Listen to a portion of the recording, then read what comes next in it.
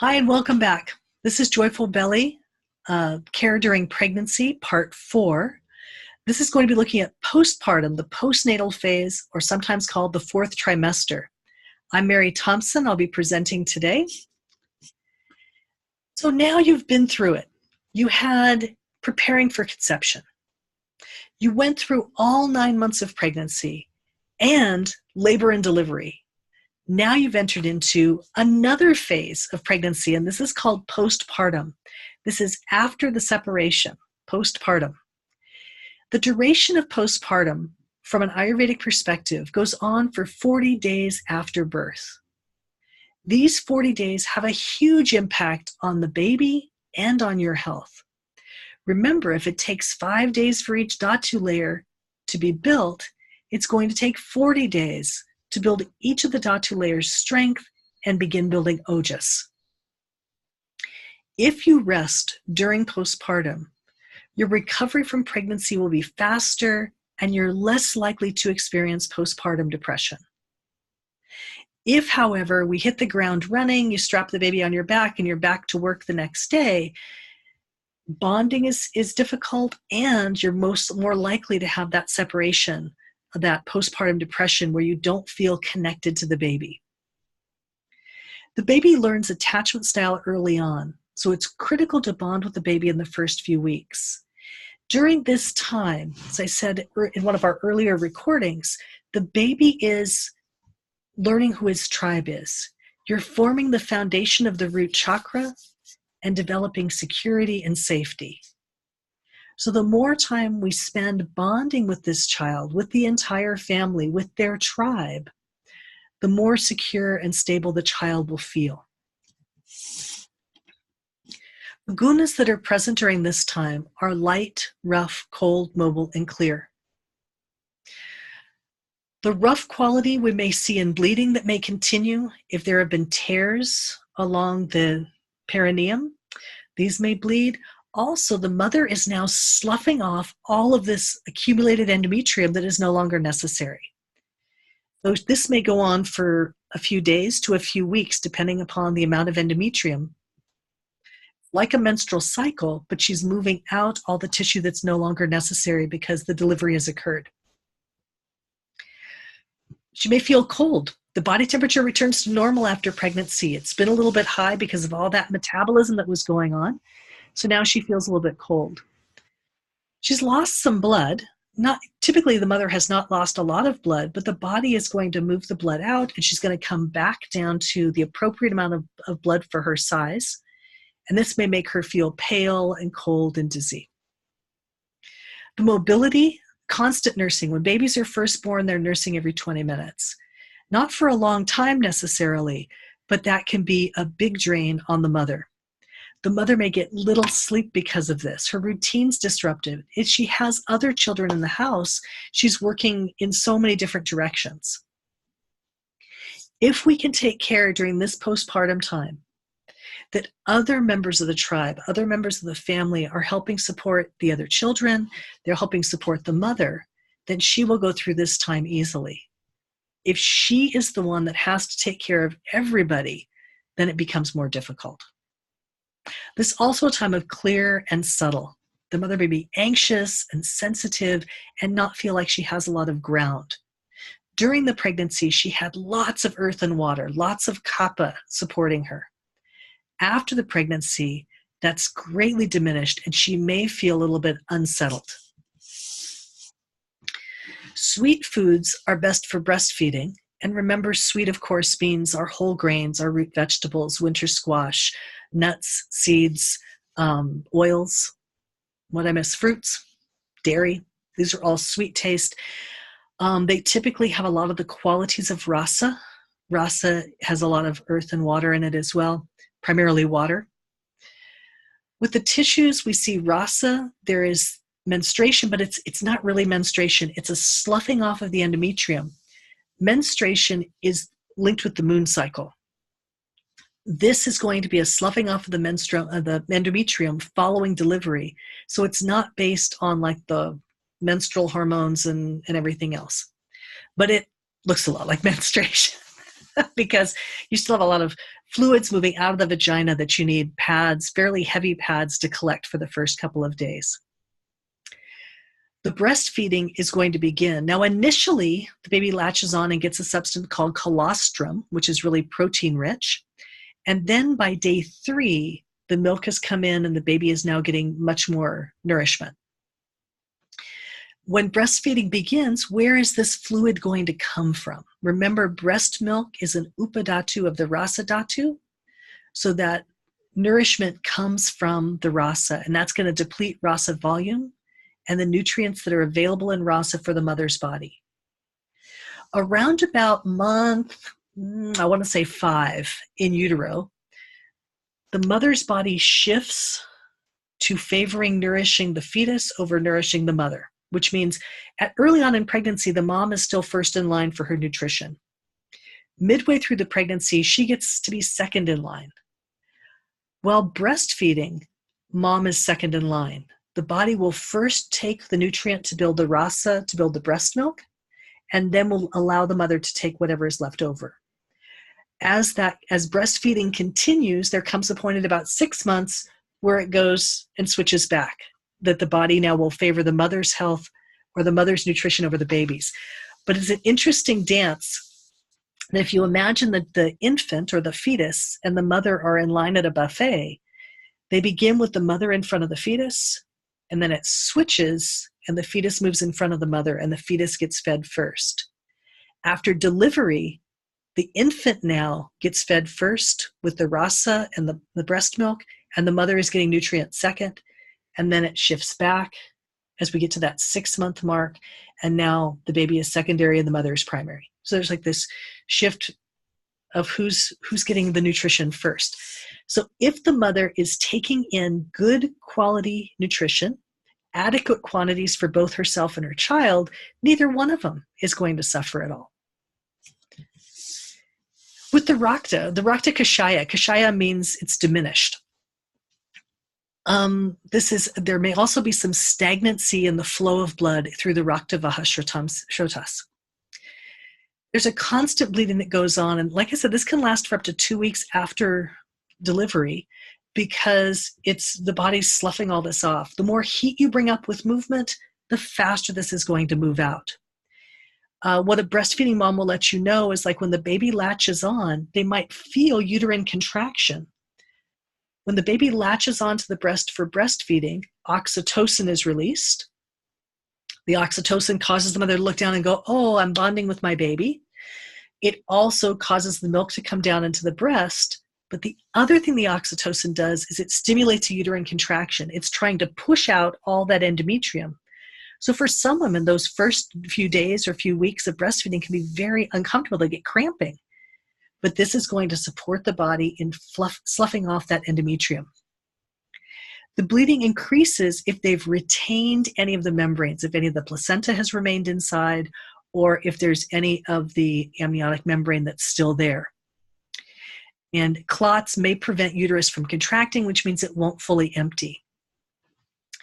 We want to have some kind of movement to flush these clots out of the uterus, and so gentle stretches and walking. And it's just like the mother's not bedbound. She needs to be moving up and moving around. If it comes to a point where the mother starts to feel really like anemic, she may want to go back and visit her OBGYN and see if there's some cause for the bleeding to be continuing and depleting her so greatly. Ambu is a nursing mother, so we want to keep her hydration level up. Now, when we look at Rasa Dhatu is about 97% water and 3% proteins. So the mother needs both hydration and proteins at this time. When we look at breast milk, well, let's go back and look at colostrum. That's the first thing that's moved out of the breast. It's high in white blood cells, it's high in immune factors, and it's high in proteins. So during the 9th month, she's getting all this ready. And then when we have this breast milk, it's high in fats, and it's high in water, and it's high in the immune factors. So by keeping ojas high, taking in adequate water and adequate fats, now we have the raw materials to make healthy breast milk. With the mamsa, now this is the muscles of the body. The uterus, the ligaments, they're returning to normal. Now, the uterus might be contracting every time there's nursing going on. The ligaments, you might feel more kind of stability in the joints.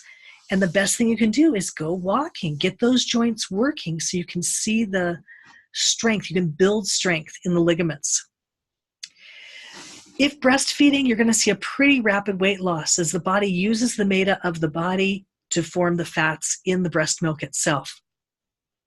It said that during pregnancy, now if a typical woman needs about 2,000 calories a day in order to maintain her basic metabolism, a pregnant woman needs about 2,500 calories a day to maintain her basic metabolism and feed the fetus. A breastfeeding woman who has just started breastfeeding needs between 3,500 and 5,000 calories a day. So it's incredible to watch this shift in Agni that occurs for women as they step into breastfeeding. If they're breastfeeding, the body will reabsorb all that Meta Dhatu and all those excess fluids that it built during the pregnancy, and a woman returns to her pre-pregnancy weight pretty quickly. If she keeps her diet super rich and super high in calories, then the body won't have a need to break down tissue, and it's harder to regain that. So Meta Dhatu is lost very rapidly when we're breastfeeding, and we're keeping our caloric intake still in that 2,500 to 3,000 range, so the body will bring the extra nourishment it needs from the tissues it built during pregnancy. The stanya, this is our breast milk channel, the stanya vahashrotas. We have the greater caloric demands, which I said it's like almost double in some cases. The mother needs to eat and digest more calories despite her low Agni. She can take a special diet of high calorie but easy to digest foods. We back up on that for just a sec. So the mother needs to eat, but she has a low Agni. So what does that mean? We go back to what I said earlier, probably in number 3, about this is a good time to take food that is easy to absorb more so than digest. So soups that have had the opportunity to get the rich minerals imbued in them, bone broths and things like this, they'll be absorbed more quickly and they'll carry their nutrients in more rapidly. They don't need to be further broken down. So looking at high calorie, low intensity of digestion. Let me go see what it says. High calorie, easy to digest. There we go. The Mutra Vahashrotas, there may be tears and micro tears in the vaginal tissue that make it uncomfortable to urinate because urine is acidic and that acidity will get into those little tears and cause a discomfort. You can use something called a Sitz bath, and this is an example of a Sitz bath. It's a plastic tub that fits into the toilet, and the person would be able to sit sideways, so it's a little bit broader, and they would fill this with, they use this to clean the perineum, which is the membrane around the vagina. You could do this with a tea or decoction, or it could just be warm water or iodine or some other substance that was going to disinfect the area and clean it. The Mutra Vahashrotas. Let's see what they got here. Restaurant ketchup dispenser bottle with cool water and herbs is helpful. So using a squirt bottle. So that's what they're talking about here with a restaurant ketchup dispenser, but it could be just a plastic dispenser or an enema bulb could be useful here as well. So Natalie said, I didn't find the peri bottle with cool water helpful at all. Warm, shallow baths 3 times per day are the only thing that helps in my opinion. She adds that you can add calendula, shepherd's purse, and comfrey to the bath. Comfrey is FDA restricted for internal use, so you don't want to drink this.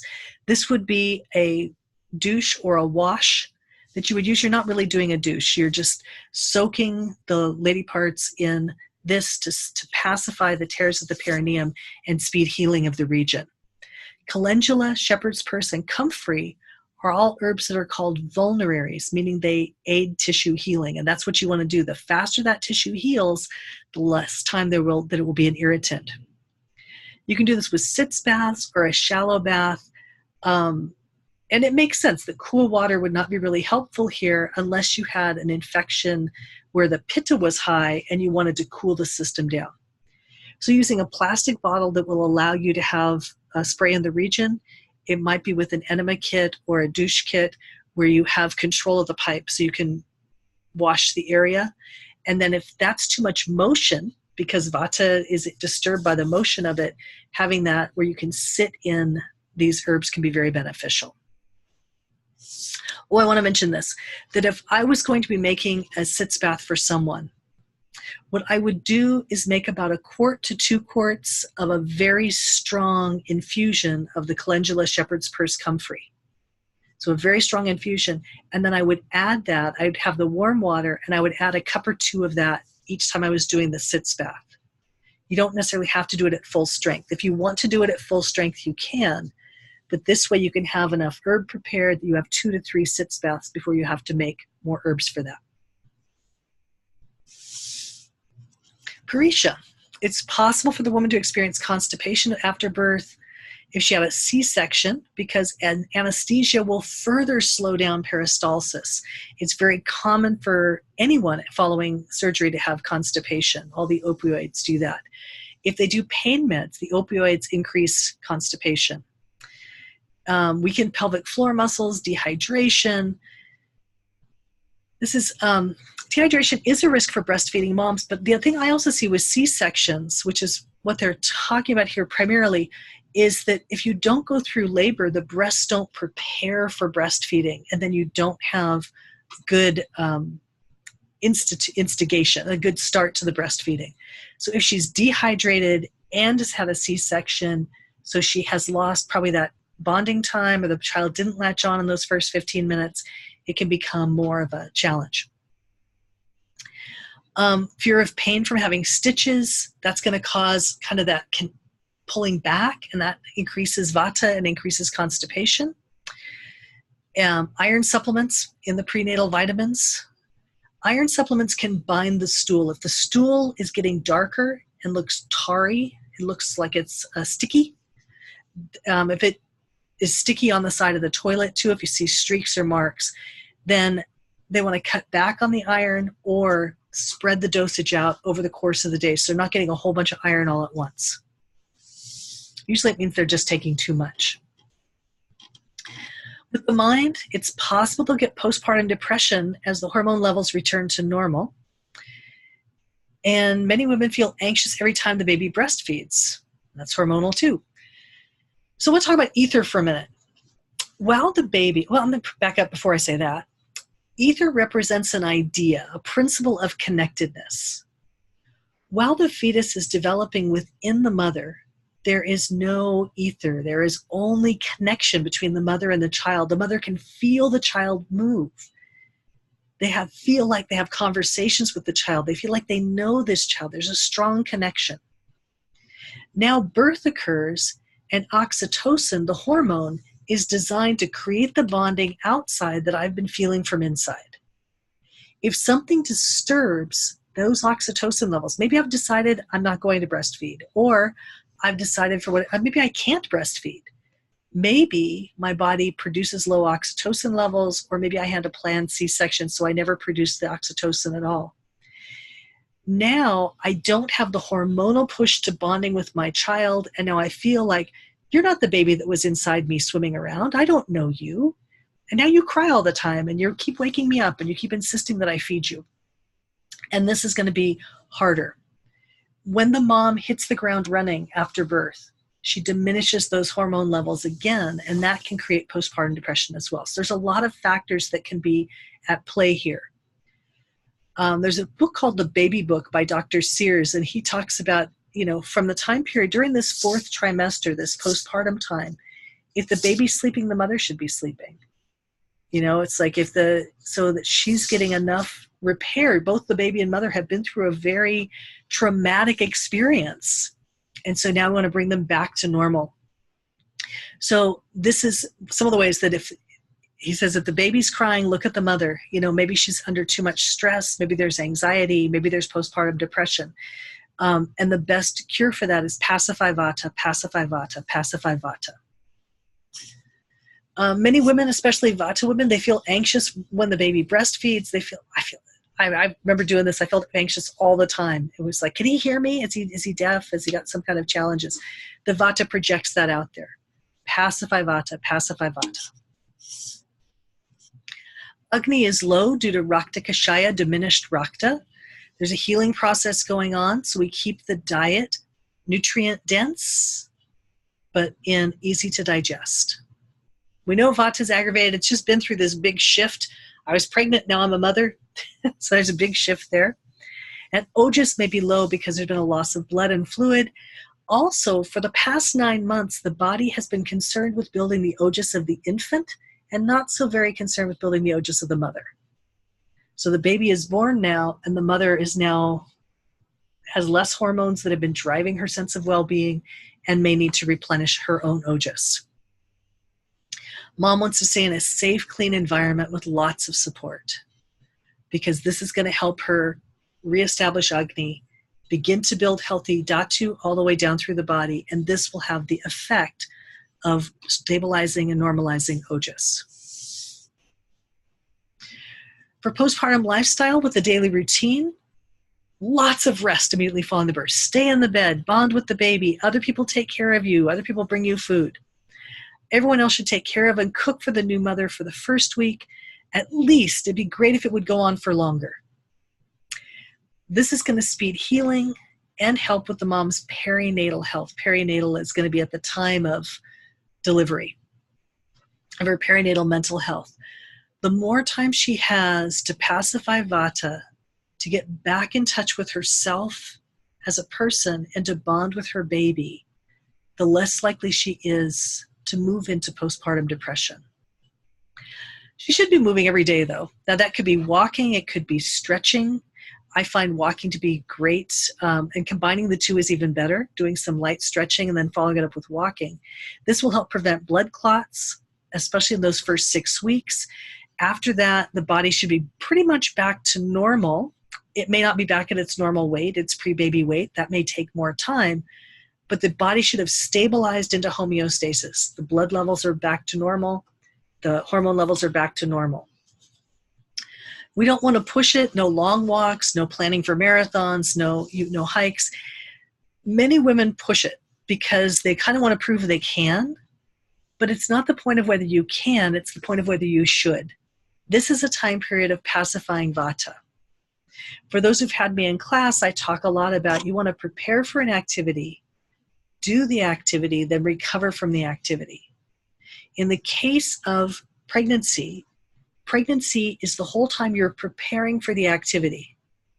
The activity is childbirth. And then we need time to recover from the activity. We took 9 months to prepare for it. We deserve at least 42 days to recover from it. I think it's even better if the woman will consider it an entire 4th trimester and have it last for 3 months. 42 days is going to get me through a month and a half. The next 42 days after that, I can still be building Ojas. I can still be taking care of my body. I still want the energy coming in instead of going out. Breastfeeding is done on demand. This also prevents postpartum depression and mood issues and helps return the uterus to its normal size because of the hormone oxytocin. So breastfeeding, milk production is done on demand. Every time the baby latches on, there's a hormonal message that releases oxytocin. The oxytocin causes the milk to move into the breast ducts, the milk ducts. And as the child's nursing, prolactin is being released that produces more breast milk. So when the baby's first born, they're nursing every 20 minutes or so. So it's nonstop. It's pretty much got a baby on the breast for the whole time. And then it shifts. A few weeks in, 3 to 5 weeks in, it begins to nurse once an hour or once every couple of hours. And this is going to be like, oh, well, what just happened here? And it's because the baby now is better able to process the nutrition. It's moving from kind of still being, it's not in utero anymore. It's now on the outside of the body, but it's still in a very delicate state. So it's like we want to wrap the baby a lot at that time, hold it close to the skin, spends a lot of time nursing and sleeping, and that's about it. Around about 5 to 6 weeks, it's like you have someone who's awake and looking around and going, whoa, how did I get here? Where have I been? So with breastfeeding, the baby needs frequent feeding the first 5 weeks. The stomach's small. There's no alone time for couples. I don't know how they would create that. But that phase passes. And if both parents are very invested in this new life, then it can be a really wonderful bonding time. The mother's body is driven by hormones to bond with the baby, but she can also spend some time gazing at the husband or the partner, and this is going to give her time to bond with that person as well. She has a hormonal drive to bond with the child. It's a survival mechanism. All of us get an oxytocin release when we look at babies and puppies and kittens and things that need our care. That's their hook. So you're looking at kittens and you're, oh my God, that's so cute. That's the oxytocin that's flooding. It's bonding you with this kitten, because as they get older, we don't find them so cute. We don't want to protect them so much. So it's a protective mechanism. It's a survival mechanism that's built into the human psyche, that we're going to take care of these things, and the hormone is going to get us to do it. There are some teas that help with breastfeeding. If the woman is struggling to produce breast milk, fenugreek or fennel can be used. If she's overproducing breast milk, pull these herbs out of circulation, because they will increase the production. Because breast milk is made on demand, and because the baby initially nurses every 20 to 30 minutes, when they switch and nurse less frequently, the mother's breasts often become engorged, because it's been ready for nursing every 20 minutes, and now it's only once in the hour instead of 3 times in the hour. And so her body is prepared for 3 episodes of nursing, and now there's just 1. And so this is really common when that shift occurs, that the breasts become engorged. This would be a time when you would want to limit exposure to fenugreek and fennel. And the best thing to do is to just express milk, to use a breast pump and bring the milk out. You don't want to reduce breast milk production, because it will right itself in about 3 days. But you do want to alleviate any discomfort the mother's in, and that's going to be alleviated by getting the milk out of there. And so the best way to do this is at a time when the baby is nursing.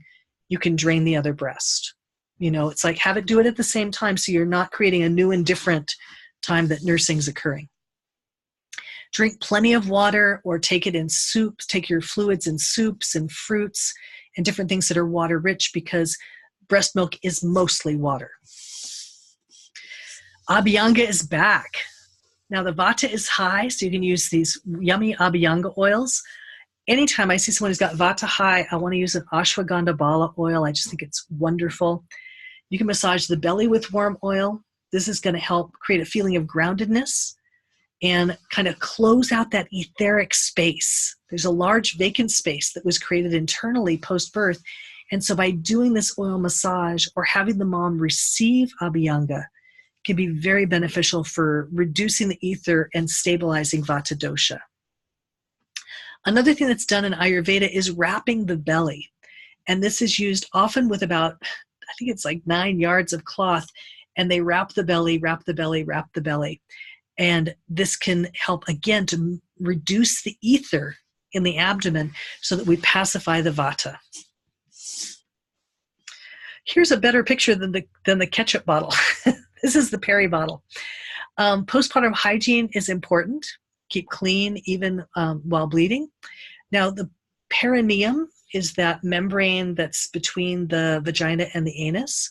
And there's often tears in here if the body was not fully prepared for delivery, and the tears may have been stitched, but either way, we want to keep that area washed. You want to shower or bathe daily. You can use the Peri bottle to rinse blood from the area, and you can put vulnerary herbs in here. You can put antibacterial herb infusions in here, so that you're kind of dosing the body and reducing the likelihood of infection. Here's a picture. We've got all these things. Here's the perineum here. Okay, the perineum may be swollen and painful after stretching due to birth. Here's the vaginal orifice. Now imagine that vaginal orifice had to expand to take out the full head of a child. And then the perineum is this region right here, directly between the vagina and the anus. And this may be really swollen and painful. The whole area, it swells up really big before delivery. Afterward, it may be painful if there's been some tearing or some overextension of the muscles. In order to make sure that we are not infecting the area, we want to be very careful that any wiping following a bowel movement or urine moves from the front to the back. If we bring from the anus towards the perineum where there are possibly tears, we could create infection in the blood. Wash hands really thoroughly before and after going to the bathroom or changing sanitary pads. We still have a weakened immune system, and we may still expose ourselves to bacteria or to other pathogens. Change the sanitary pads as needed and after every bowel movement, even if you just changed one a little bit before, because you don't want to get any E. coli from the rectum to find its way to the vagina or up to the urethra. Sanitary pads are used at this time as opposed to tampons.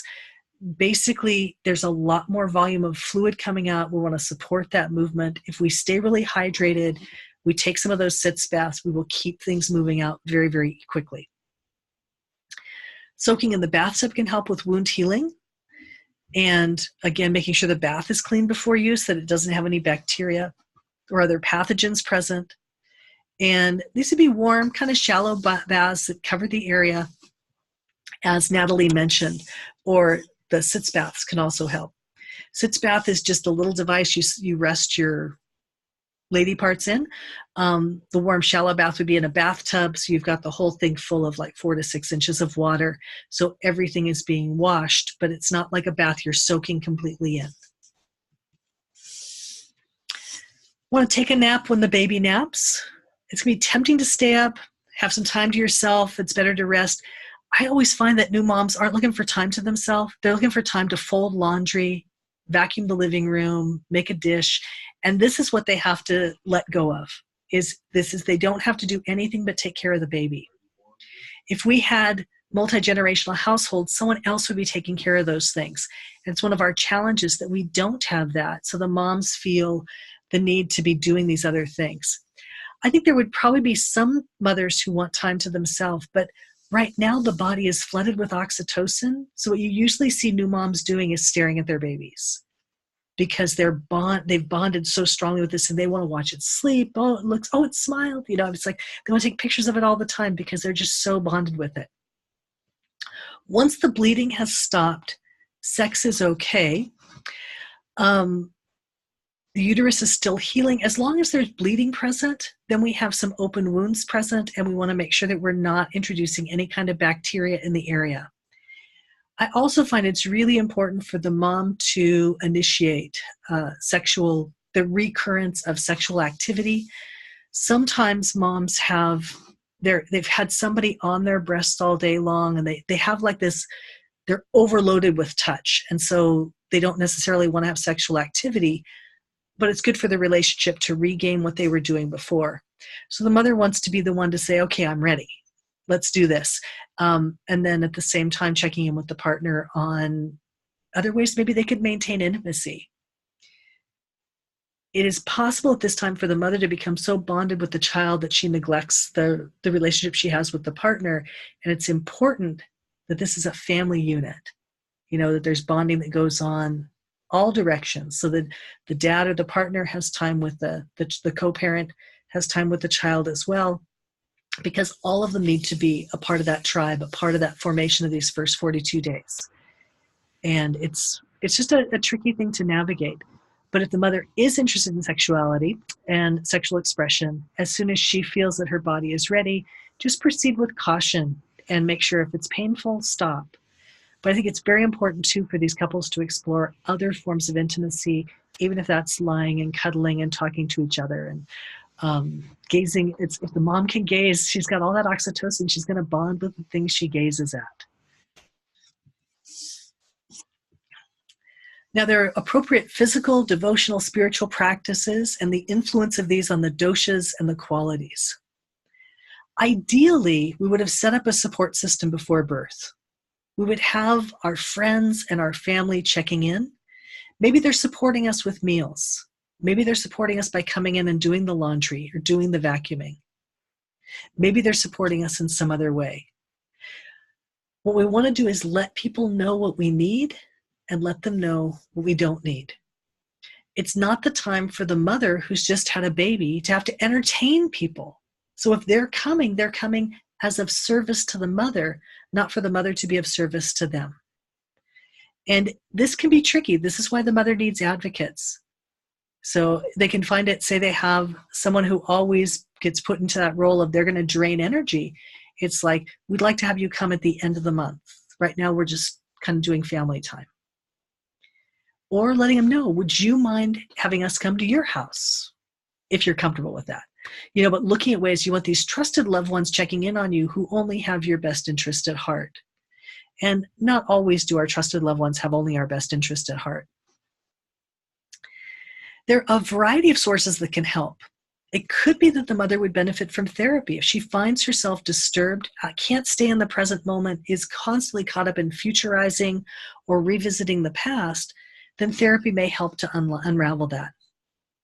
Maybe there'll be a good book or an online course or talking to friends, making sure that she's keeping lines of communication open. If postpartum depression is moving in, she wants to have a support group that would recognize this.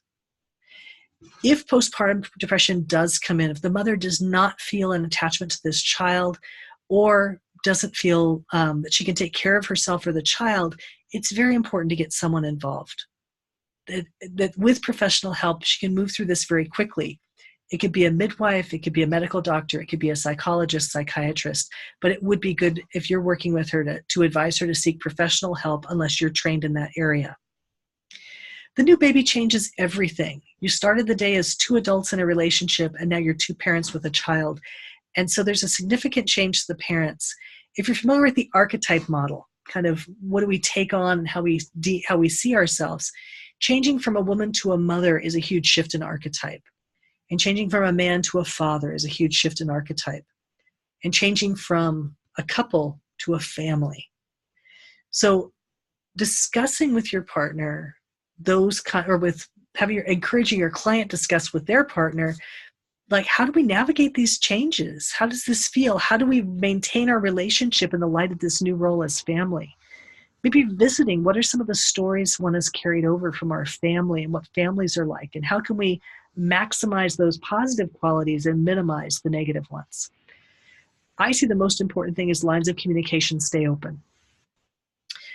And there are necessary sacrifices that occur to having a baby in the house. I gave up sleep for a long time, and eventually he slept through the night, but it was a long time. And that was something that I was willing to do, was to be there for him during all of his sleep challenges. It wasn't always easy. There are other necessary sacrifices. Maybe it changes your role at work, or it changes your role at home, or maybe you decide not to work and stay home.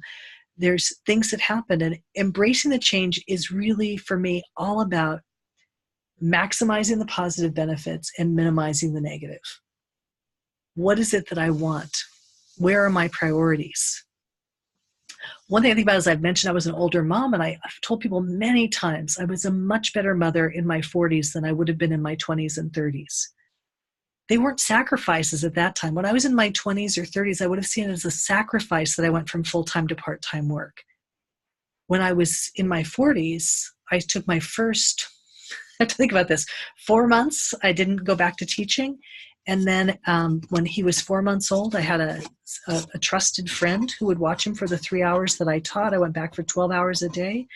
And there was a time when I would have felt like I was giving up some status. I was giving up some of my accomplishments or some of my recognition. And as it was like, oh my gosh, I didn't even want to work for 12 hours, but I needed to for the finances.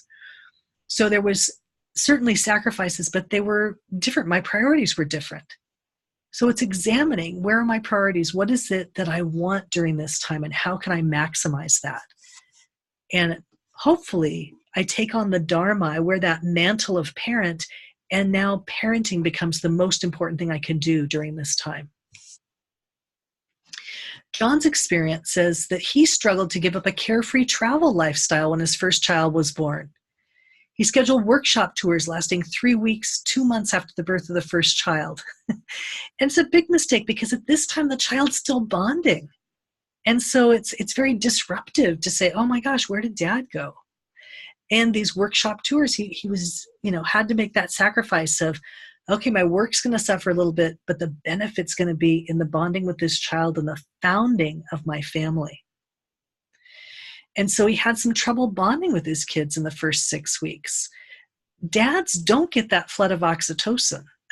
And so they're creating the bonding more out of their love for the mother, and eventually they begin to form that same kind of bonding with the child. But it's important for the dads to hold the child to skin.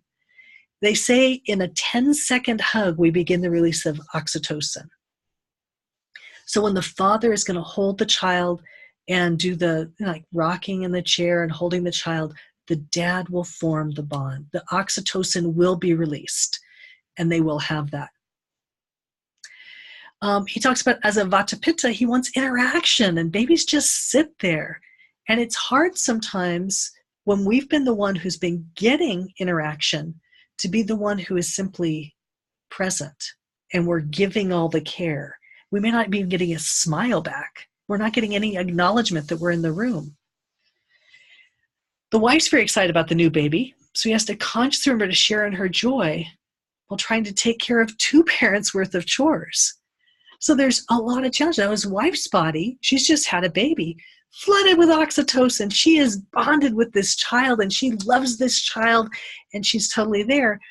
And it's hard for the dad, who doesn't have any of the oxytocin, to share some of that kind of excitement. Because women are more comfortable, well, and it's a hormonal thing too, but they're more comfortable in sitting and being with the other. Whereas men want to do something with the other.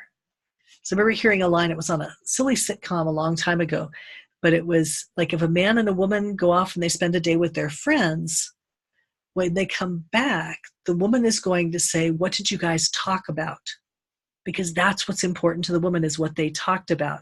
And the man is going to ask the woman, what did you guys do? So the man says, what did you guys do? And she says, oh, we just talked. It's like, wow, what a wasted day. Which is, what do you guys talk about? Talk about? Why would we talk about anything? We were fishing. A woman goes, how could you be out there for a whole day and talk about nothing? And so there's this very visceral difference between the two. And for a man, he wants to be able to do something with the baby, but the baby doesn't do anything. So they become bonded more so when the kids hit 2 years and they can start doing things with the baby. From Natalie's experience, she says becoming a mom, or becoming a mom again, is such a special, beautiful, and all-encompassing experience. Really intense, especially the first time. Everything was new. Mom full of anxiety over little things. Is the baby getting enough milk? Are they pooping enough? Oh my God, the anxiety at that beginning is so wild, because I know I had to have somebody come over. My son had a cough, and I had to have somebody come over to tell me if it was whooping cough or not. It's like, is that it? Is that a whoop? Do you think he whooped? He didn't have whooping cough. It was just a little, I think he went, that's a whoop. I know it's a whoop. It's easy to be overwhelmed, especially when healing after birth. I really have a lot of compassion with Natalie for having other young children in the house at the time you have an infant. It's enough when the infant is all you have to take, the infant in yourself is all you have to take care of. But now you've got older children who also need your care and concern. You still have oxytocin for them. You still have that bonding. And so while you're healing after birth, you might have someone, I don't know how old their other kids are, but you have these other kids that are pulling on you. They want something, they need something. And this may be what's overwhelming to John as well, because then he has to fill in some of the mom role as well as the dad role. The first 2 weeks, she got emotional. Anytime she did too much, she'd start to get emotional and realize that was a sign she needed to slow down and focus on resting. It's wonderful if you're working with a client who has that level of self-awareness, that they can watch for those signs that something is not quite right here. I'm starting to get emotional. Okay, what can I do? And she recognized that means I need to rest more. I'm doing too much. I need to be still a little bit more. Oh, is the baby asleep again? I'll go take a nap. Having that kind of realization. I was really lucky. After my child was born, I was teaching here at the Ayurvedic college in town. So I had a number of students who had gone through Panchakarma training. So for the first 11 days, I had someone, either one or two students, come in and do Abhyanga on me. And then I would do infant massage on Keegan. And so we were really, really fortunate. It's not something that all moms have the availability of, but if you work with a doula, a postpartum doula, you may be able to have them prepare food, especially those nourishing foods for right after birth, and have them come in with Abhyanga or other practices. Teaching you how to wrap the belly can be very beneficial. Natalie's experience, she had to rely on her support system during the first 6 weeks. Let others help, even if it was hard to accept. And it can be. If you are a wonderful hostess, or if your client's a wonderful hostess, they feel like, oh, I should get up and make these people something. I should get up and take care of the situation. But all she needs to do at that time is receive and focus really on enjoying the newborn and bonding.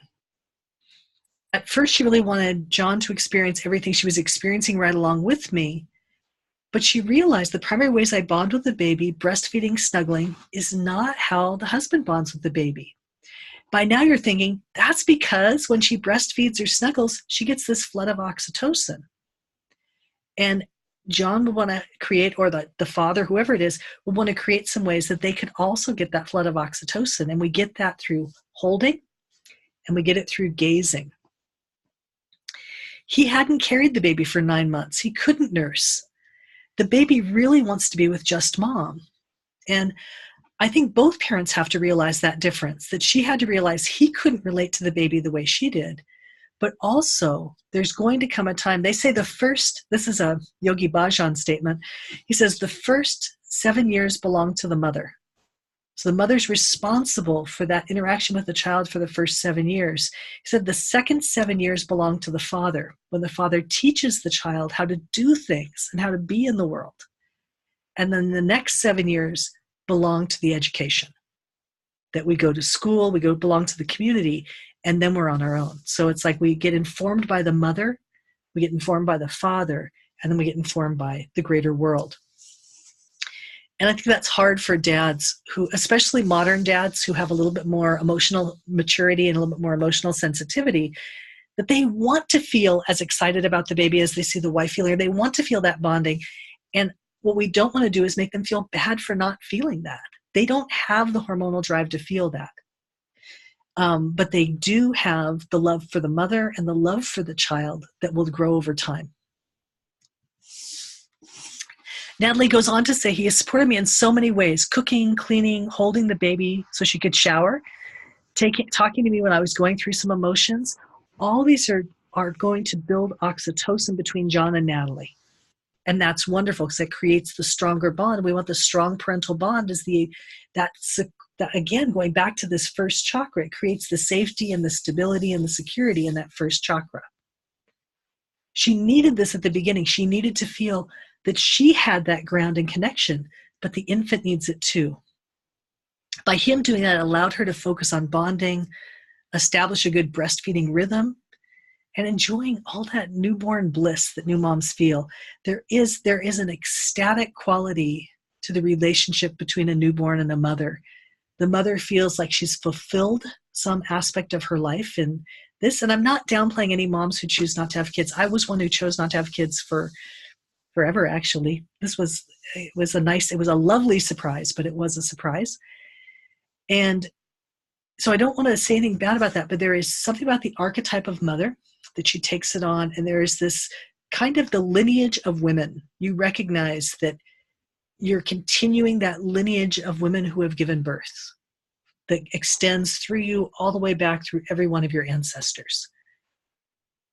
And that's kind of an ecstatic lineage of, okay, there's connection, there's hope for the world, there's hope in this child. Natalie continues to say, when the baby starts smiling and cooing and interacting, now the dad can get to know the baby. And that begins at 4 weeks, 6 weeks. They feel they're getting paid back. They're getting, I'm holding you and you're looking at me. We're having this interaction, and there's a bonding, there's an exchange that's going on. With other family members, you still love them, even though you are totally engrossed with the new baby. This is where sibling rivalries form. if the mother doesn't take the time to make sure that other children understand what's going on. They think they're being replaced when really it's now there's more love for everybody. Makes the transition easier if she takes the time to work with the other kids, takes the time to work with her husband, continue to strengthen that familial relationship, the parent relationship she has with the other kids, the partner relationship she has with the husband, making sure those are not disregarded, even though the hormonal drive is to let me spend some more time with the baby. For the diet, it's a vata pacifying diet, easy to digest foods. You want to be really grounding. She's dropping hormones. She's losing dhatu. Everything's shifting very, very quickly. And that can lead to differentiations in mood.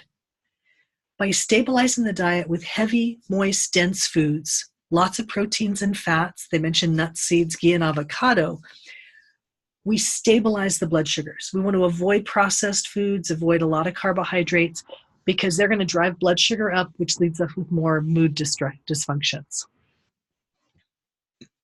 They want to eat enough food. There's no reason to diet in this postpartum time, especially if they're breastfeeding.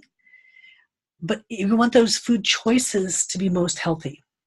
So that would be with the diet is going to be full of fresh, whole, organic, local if possible foods that are freshly prepared, that are going to be heavy, moist, and dense to pacify vata and taken into the strength of the agni.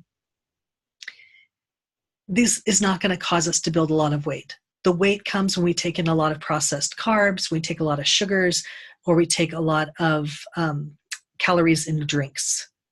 So if we can have our diet be vata pacifying, whole, fresh, local, organic, heavy, moist, dense, we shouldn't have to worry about diet, that's calorie restriction at all. These are all rejuvenating foods. They're called rasayana. They're going to build the strength of the dhatus and help to increase ojas. Some recipes that you'll find online: slow cook spice molasses congee.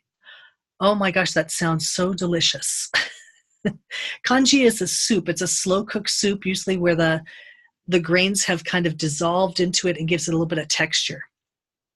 Ojas milk with lots of ghee, rice with roasted walnuts and ghee, stewed apples and pears, or an almond and date shake. What you see with all of these, you see sweet taste. You see heavy, moist, dense. You see good quality proteins.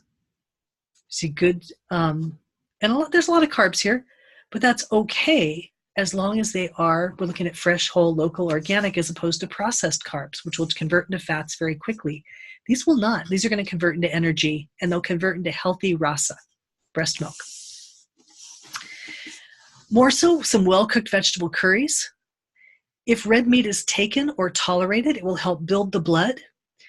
Typically, you want to do it in soups or stews or ways where you impart a lot of the protein quality and the other features of meat into the soup or stew, so it's absorbed more so than digested, because it can be difficult to digest if it's taken raw, or you would not take it raw even after pregnancy. No steak tartare, but it can be difficult to digest if taken like as a big chunk of meat. If you cut it up and put it into a soup or stew, it breaks down its nutrients into the soup or stew and is better tolerated. Alcohol has been avoided during pregnancy because it passes through the placenta, but a little bit of alcohol, beer specifically in small amounts, can help to increase breast milk production. So it can be used. If it's small amounts, you wouldn't have to worry about the 3-hour rule. If you were to drink a whole beer, it's just like having an alcoholic drink. You'd want to wait 3 hours before breastfeeding. Some herbs that work really well postpartum: cumin, fennel, lemongrass, shatavari, and vidari. Let me see if they talk about those. Not too much. So cumin and fennel are both digestive, so they're going to help regulate the agni. Lemongrass, another great digestive. It's also got some antibacterial properties, and so it's going to help to assure that there's no new bacteria that form. Shatavari and vidari are two herbs that help regulate estrogen and progesterone. So shatavari is good for regulating estrogen, vidari good for regulating progesterone.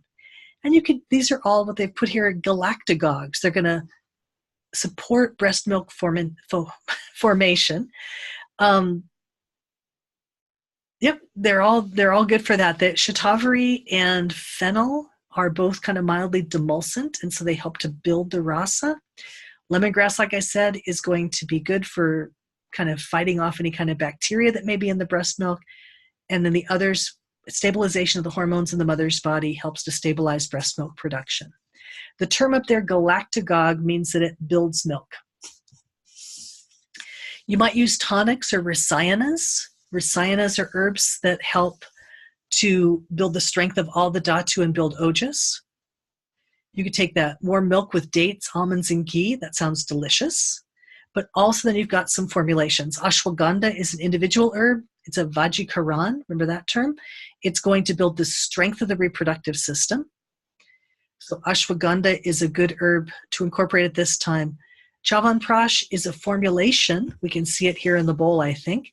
It looks black and tarry, but it's wonderful antioxidant. Its primary herb is amla and ashwagandha, and then 30 other herbs.